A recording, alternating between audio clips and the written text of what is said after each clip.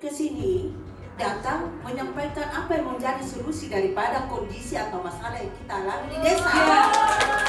Bukan kita ini sebagai korban dari permasalahan tersebut, kemudian kami disalahkan, orang tua disalahkan. Nah, kami datang ke sini menyampaikan ke ruang ini supaya sebagai pemerintah desa, aparat pemerintah desa itu harus tugas dan tanggung jawabnya itu harus memberikan pelayanan yang aman, nyaman kepada masyarakatnya. Seperti itu. Cuma datang ke sini disalahkan lah sebagai orang tua disalahkan. Saya mau tanya. Terima kasih. Apakah sudah ada?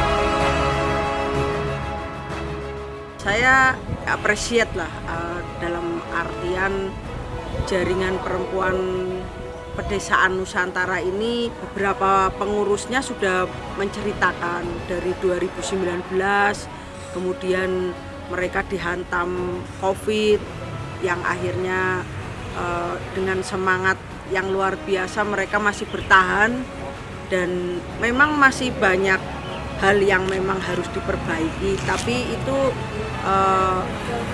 ada semangat dan ada kekuatan yang itu saya lihat dari sinar mata mereka yang luar biasa. Kemudian mereka juga sudah struggle dengan berbagai macam isu terkait dengan persoalan yang mereka hadapi. Mereka juga mempunyai common sense yang luar biasa, sisterhood yang sudah mulai terbangun dengan baik. Saya berharap pendidikan advokasi yang sudah diberikan oleh Bina Desa ini bisa mereka terapkan dalam paling tidak di lingkungan desanya mereka masing-masing, dan kemudian nanti bisa ditarik untuk di level kabupaten. Kalau itu menjadi isu bersama di semua desa, beberapa desa itu pasti bisa ditarik ke level kabupaten.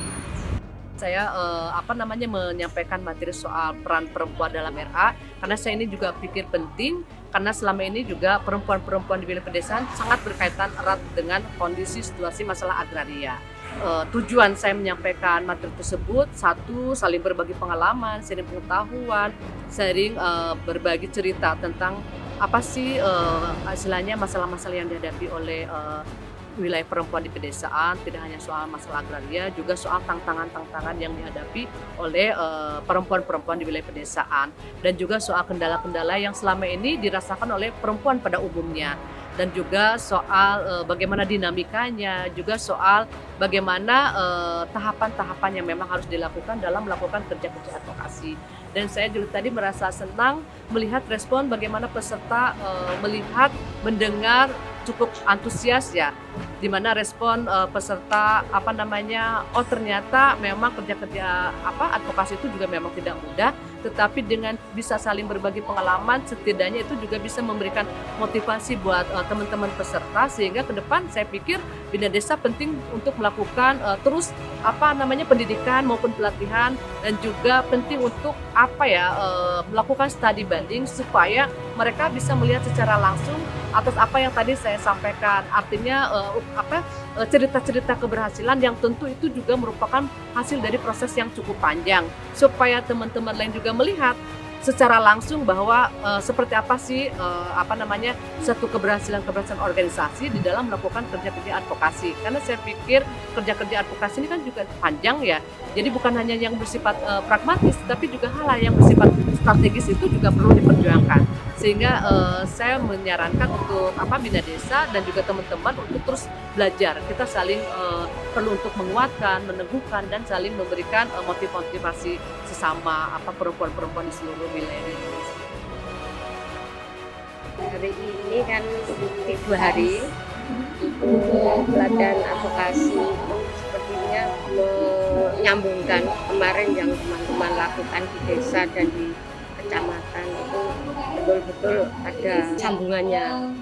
Kalau kemarin kan kita hanya belajar mencari sebab akibat dan persoalan yang ada di lapangan.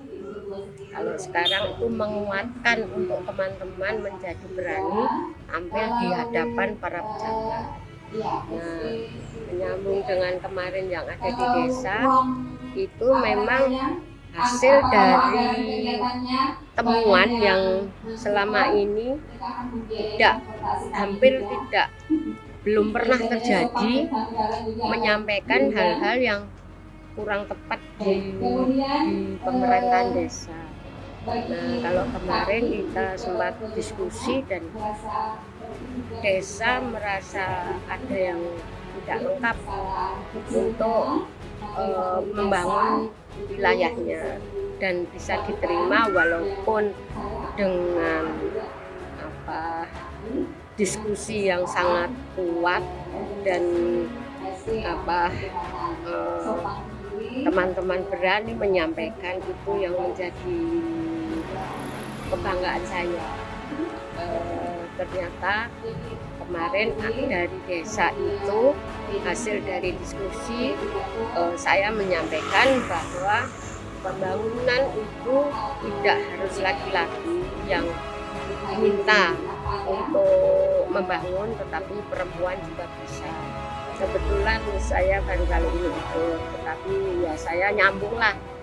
Tapi ya karena kalau saya dengar itu sepertinya umur saya masih muda. Tapi kalau saya untuk berjuang seperti 30 tahun yang lalu tidak mungkin. Tapi saya punya harapan bahwa teman-teman saya itu kemarin ada kader perempuannya itu yang mau saya harap lah istilahnya nanti ada pengkaderan gitu di wilayah saya. Saya memang mengikuti pelatihan advokasi yang di betul-betul ya kami alami kemarin itu. Memang setelah kami terjun ke masing-masing desa memang tidak mudah ya, terutama kami juga untuk mengetahui pihak desa itu gimana keluhan-keluhan ataupun masalah perempuan yang ada di kami. Itu seakan-akan kami itu desa juga tidak selalu mengangkat ataupun mendukung untuk peningkatan kapasitas bagi perempuan. Jadi mereka juga hanya seakan-akan itu dana yang dikucurkan dari pemerintah untuk kepentingan pemberdayaan perempuan, peningkatan kapasitas terutama itu hanya seperti diabaikan. Artinya seperti pengesahan dana itu sebenarnya banyak sekali yang dilakukan oleh desa, yaitu berbagai macam pelatihan, tetapi mereka tidak memilah. Jadinya mana yang penting, mana yang bukan. Yang penting inilah dikucurkan dana pelatihan ini dan ini dan ini. Apalagi untuk yang misalnya 30 orang peserta perempuan itu yang mengikuti, tapi tidak ada 10% yang bisa melanjutkan untuk itu. Jadi untuk advokasi ke berbagai macam desa itu juga banyak tantangannya. Harapan saya untuk para pemuda ya, mudah-mudahan nanti banyak pemuda yang tertarik dan semangat untuk belajar tentang pendidikan advokasi, terutama untuk pemuda-pemuda perempuan. Karena terus terang kami di Sulawesi Barat itu kader perempuan sangat kurang. Jadi kedepannya mungkin harapan saya banyak kader-kader perempuan dari tempat saya di Sumbar yang nantinya bisa juga mendapatkan ilmu atau mengikuti kegiatan pendidikan advokasi ini.